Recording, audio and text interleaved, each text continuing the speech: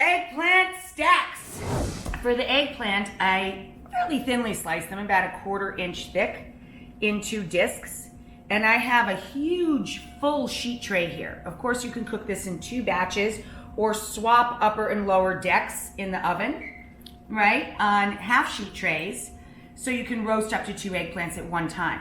The oven is getting nice and hot, 425, 450. And what I've done is, for about a minimum of a half an hour, or as much as an hour or 2, sometimes I get lost in prepping for the day, I just leave the eggplant on the cloth.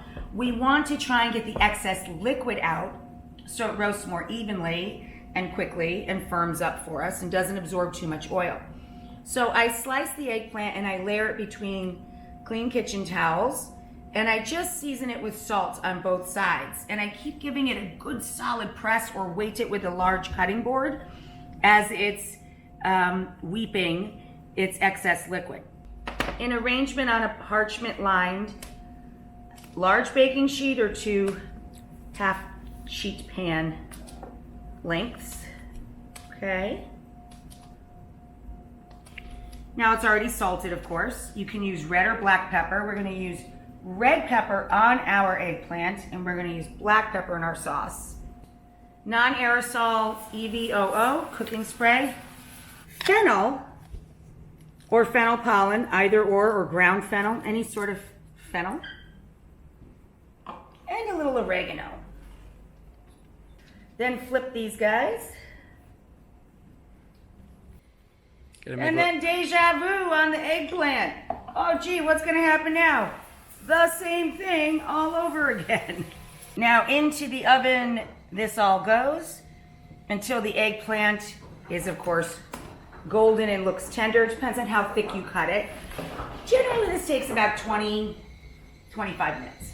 So to make the sauce for the eggplant stacks, 1 inch of a broken piece of whole cinnamon stick or a little ground cinnamon.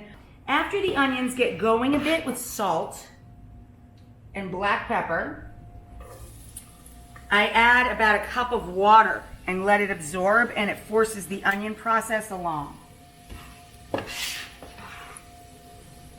So onion, immediately salt and pepper so that it starts drawing out all the extra liquid from the onion and the sugar content of the onion. And then we're going to grate or chop or crush our garlic and get that in there. Our bay leaf. And our hint of cinnamon, either the piece of stick or the pinch of smoked. We're going to add our tomato product, which is the fire roasted tomato, passata, and in my case, we had a little leftover sauce as well in the freezer, so I'm just gonna stir that in because we're making double casseroles tonight. And I added that water to force the onions along a bit. The last thing to do is heat up the copa for those of you using hot capocollo. Hot capocollo I've got in a couple of thin slices I kind of stack together. So literally less than 5 minutes, 4 or 5 minutes tops in the oven. And now I'm gonna take the just cool enough to touch hot copa and start piling it on the stacks. John, show them all the stacks there.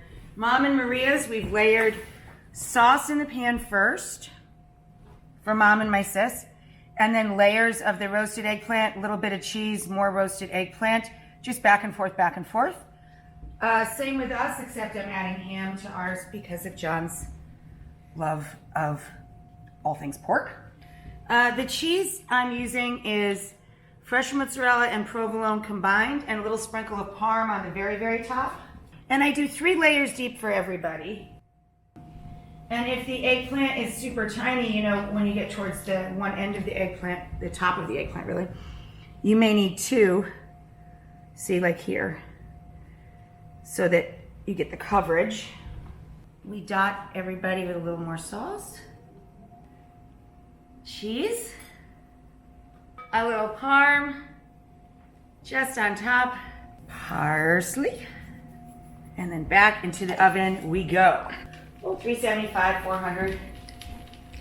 Your normal casserole universal temperature.